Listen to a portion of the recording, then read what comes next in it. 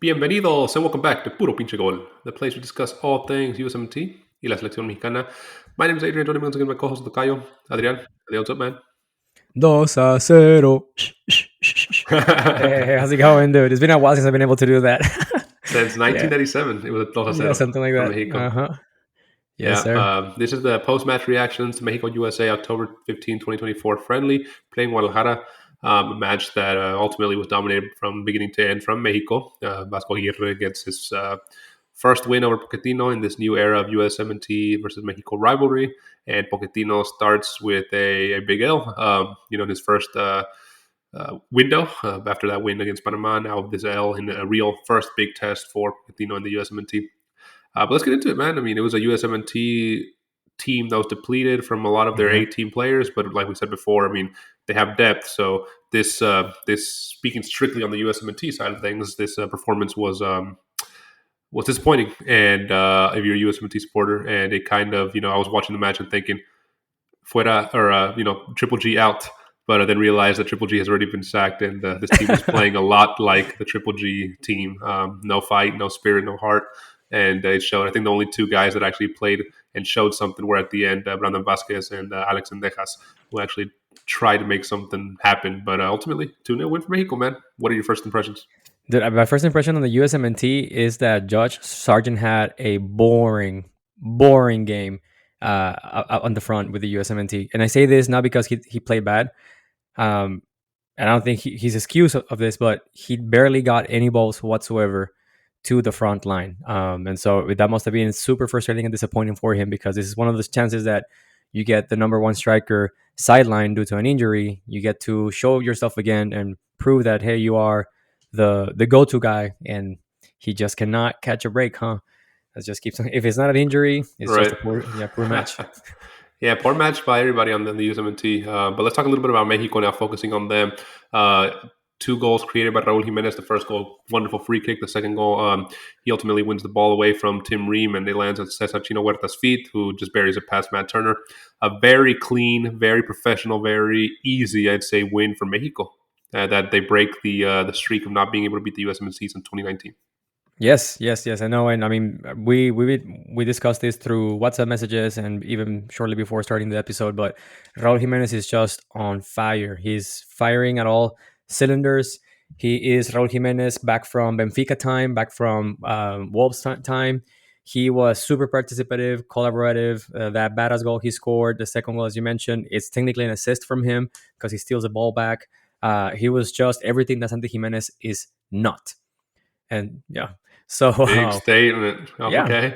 yeah. I mean, listen, I this is the kind of display that we expect from Santi Jimenez on every single match, and we have yet to get one from him. Now, this is not me turning and becoming an anti-Santi. What I'm saying is, if Santi really feels that this number 9 spot in Mexico is for him or belongs to him, he needs to check again and blink twice, because Raul Jimenez is not letting it go.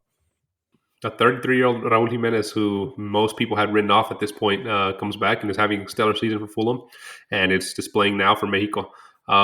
A win that Mexico needed badly, I think, Yeah. in the rut that Mexico has been in since the summer, since for a couple of years now. Actually, if you really look back, as to how Mexico has been displaying for the last couple of years, a big win for Javieraguirre there, and a despedida, with a win for Andres Guardado. All in all, like I said earlier, very professional win. Malagon really didn't have anything to do. I think there was just that one Brandon Vasquez hit at the late in the second half that Malagon blocked really well. Cesar Montes and Johan Vasquez continue to demonstrate why they're the number two, or 1 and 2 back there in the center backs, and undisputed at this point. It was nice to see Edson Alvarez back, and I think the best player on the field. Not necessarily this match, but just in general, right? I mean, if you were to look at both squads, he's the best player, I think, the closest to world-class player, and he dominated that midfield. I mean, he made it look easy. It was never a challenge for him at this field, or at this match, and like we said, Raul Jimenez ultimately taking the headlines. Experienced Mexico side, I would say, Yeah. more so than the USMNT, who had, like we said, a lot of injuries, but really no excuse. I mean, on this channel, we've hyped up a lot of these players for the USMNT time and time again, saying how when USMNT players, the A team players go down, there's quality players as backup players. and we didn't see any of these players really take advantage of being able to start here and starting in front of a new coach and leaving a good impression in front of the new coach. This USMNT team could not put together more than 3 or 4 passes. Yeah, it was a rough display, to be honest. And it's it was.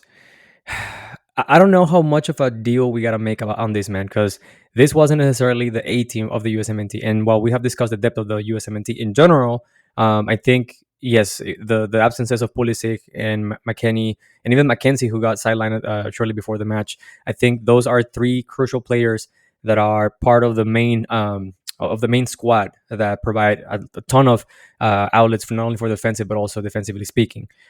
So it's I don't want to excuse the USMNT, but at the same time, I feel that either they thought they were going to show up and win it, that it was going to be an easy game because Mexico came with all the pressure, or they significantly, underestimated and disrespected Mexico from the get-go, right? Because, I mean, I watched the entire 90 minutes, and for the entire 90 minutes, everything happened. Everything went well for Mexico. Like, Mexico had a lot of luck. I'm not going to say. I mean, I'm not going to say that this changes everything with Mexico and now is the best team in CONCACAF. That is not true. But they had a lot of luck, and that Raul Jimenez is just in great form at this moment. That's pretty much it. But I think the fact that Mexico won as easily as it looked today is because I just feel that Mauricio Pochettino did not prep enough for this match. And I feel like a lot of these players, especially the more veteran ones like Matt Turner, Tim Ream, specifically Tim Ream, Anthony Robinson, and the other ones that are part of the A team, just felt that it was going to be yet another day, another match against Mexico, like that they could just walk all over them and win it, like they have been doing for the last 5 years or so. Yeah, you brought up a lot of points. I'll try to cover all of them because I was Sorry. thinking as you were saying, and I don't want to miss out on anything. You said Mexico had a lot of luck in some aspects. I disagree with that. I don't think Mexico had any luck here. I think Mexico just completely dominated without luck, and there was nothing really lucky to this win. It was a professional win. I think Javieraguirre got the tactics completely right, and I don't think there was much luck at all involved here. I don't remember any time when the USA really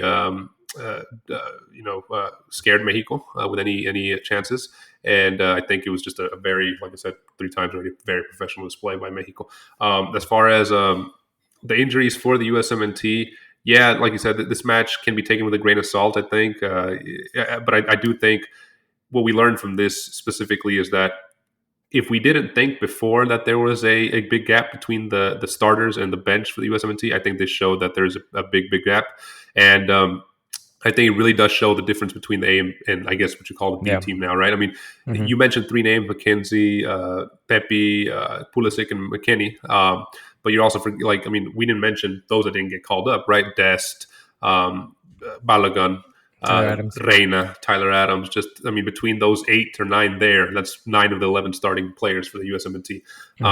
So it is a very different team for the USMNT. But again, I have come on the record on this channel and said that there's not a big difference between the starters and the bench players. And I think now I've been proven wrong, at least in this display. I don't know if it was a tiring 3-day turnaround between the game in Austin and this one. We know Pochettino has been having them do a lot of physical running and just more so than tactics. Could this just be in a phase of where they're having to adapt to Pochettino's demands? And it was a quick turnaround of this match because I thought they looked very tired this match and very uninterested. Yeah. So maybe a lot of factors, maybe a combo of all those factors. Pochettino definitely got the lineup wrong, but he did what he could with a very, depleted side, even more so than the game against Panama. Yeah, and it showed. It showed completely. This is a really good point that you bring up because from the physical or the non-verbal language from the players, right? Like if you look at the physical display, I would assume that, as I said, they were completely just underestimated Mexico. But if the reports are true that Pochettino was pretty much having them do a lot of physical drills, then it explains why they looked super tired. And also another thing, that pitch was a mess, dude. Yeah, that pitch was just a complete and utter mess, dude. It was, what a shame, man. That's supposed to be one of the World Cup stadiums for the coming one here in the States and in Mexico. That thing is not ready for a freaking World Cup match, man. It was just disappointing. Something about a freaking fungi that it's infesting the field. I don't know, but that certainly didn't help the USMNT whatsoever. But if there's one thing that I want to, I guess, mention that I liked from Mexico was that at least we see some blood going through these players, right? It's We been a see, while. yeah, it's been a while since we've seen them, reacting the way they are, putting up a good fight. Um, and I think that maybe the biggest takeaway from these two matches of Mexico is that at least we see that attitude. I think the players are finally understanding that they might not win by talent, but they can win by heart. And maybe today it's a display of that. But as a Mexican fan, I'm not gonna throw a huge party. I'm not gonna make a lot of big statements saying like, "Hey, we're back" or whatever, because this is, again, I'm gonna give the benefit of the doubt to the USMNT and Pochettino that this is just an outlier, and that better things are to come in the Gold Cup and whatever next match they face Mexico. Yeah, in our preview episode, we even highlighted that it was more so on Javier Aguirre to win. He had the more pressure. Yeah. Pochettino still could have Mhm. lost 3-4-0, and I think it was a depleted squad playing away for first window. It was just a lot of factors that give that excuse to Pochettino at least now. Mhm. But talking Mexico, I think there was a lot of pluses. A highlight here. I mean, he didn't play a lot of Vargas, but at least he got his some playtime, a cameo there Yeah. at the end.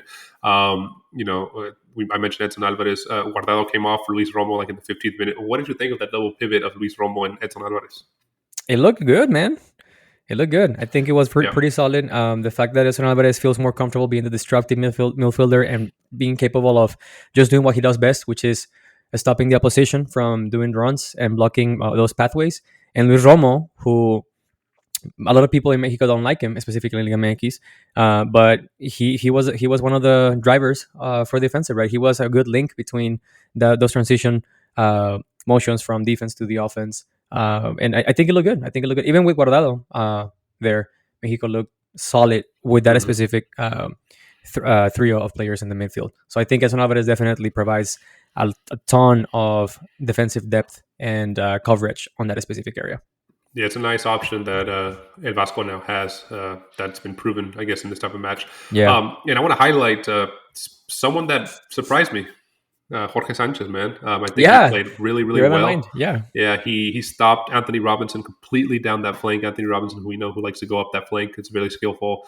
Does a lot of crosses, and I think he handled that well. He didn't let Aronson do anything down that flank either. I think Jorge Sanchez was probably my standout surprise player of the match for Mexico. He was very physical too. He was super Yeah. physical. Hmm. And this is the level of Jorge Sanchez that we would like to see. And this is the level of Jorge Sanchez that took him to Ajax, right? And so this goes to show that this guy can play at a higher level, right? Because he's playing against a top right back at the Premier League, and then against someone who plays quite often in the Championship with a top team at the Championship level. So it's unfortunate that he's back in Mexico playing with Cruz Azul, but again, amazing display from him. I don't have anything to criticize this time around. Yeah. He was a good lad, good squad player, and there's gonna be a tough challenge for Rodrigo Huescas and Julianaraujo Hmm. if he keeps up the ante. Yeah. Real quick, was there anybody on the USMNT squad that you felt did themselves a favor? Maybe that Pochettino was Mm. impressed by? Oh, this is a on this match specifically. Um, Yeah. Tough one, man. Very very tough one. Definitely not Team Ream. Um, Yeah. uh, I think he played himself out of, yeah, I'm his gonna age say is that. showing. Yeah, precisely. I'm gonna say either. I think Alex Sendejas. I think Alex Sendejas did a decent job to maybe prove to Pochettino that he is up for the challenge. Right? Definitely, he's not better than any of the other wingers that the USMNT has right now at this moment. But I think overall he showed the attitude and the willingness to help the team on dire moments. Right? He wasn't afraid of stand up to sorry, the Mexican players. And he did what he could with what he had. Uh, Maybe Tillman. It's a tough one, dude. It was a very poor display from the USMNT. Do you have a name? No, I don't. I think they all played pretty poor. I really don't think anybody stood out. I don't think Matt Turner could have done anything on those goals. Scally had some very poor passing. The defense, the center backs were poor at best. Yeah, it The just Busio looked kind of alive the first 20 minutes, but other than that, yeah, poor display. and Yeah. a good victory for Mexico here. Very competent victory. In addition to Joe Scally continuing to disappoint, right? Because we Yeah. keep waiting for him to be that player to replace Sergio Des for good. He continues to not provide that as this specific display. But I think the other one who did a disservice for himself is Christopher Lund. I think this was a big chance for him to prove Mm. that he's up for the challenge as well and to be considered at least for the bench. But yet again, not a good display from him. He missed a good chance where Sendejas crossed the ball Yeah. straight to his feet, and he just didn't even put on frame. But Yes, and these are some of the names that we have mentioned before that they should be given a bigger chance. These are the chances. These are the games and the moments that they have to answer with a outstanding performance, and they continue to just flounder. yep, fall flat. Professional win by Mexico 2-0. Adrian, wrap up this episode, brother. Where can all listeners find us, dude? They can always find us on YouTube. Don't forget to subscribe, hit the like button, enter on the notifications. You can also find us on Apple Podcasts, Spotify, or wherever you get your podcast on. Last but not least, you can also find us on Instagram, TikTok. We post memes, latest news, and shorts of our episodes. Yeah, so be sure to follow us on your preferred social media platform of choice. Hit the like button and subscribe if you haven't subscribed here on YouTube. That really helps us out a lot as we continue to grow this PPG channel. And let us know in the comments below. We like interacting with you guys. What were your thoughts on this game, this 2-0 win for Mexico? Were you impressed with Mexico's professional performance? How were you, what were your thoughts on that lackluster performance from Pochettino's men? This was obviously just a friendly. Take it with a grain of salt. But what were your thoughts on the match? Definitely like to hear from you guys. There, man. Good episode. See you in the next one. Time to go to bed, man. See ya. Yeah, see ya. Deuce.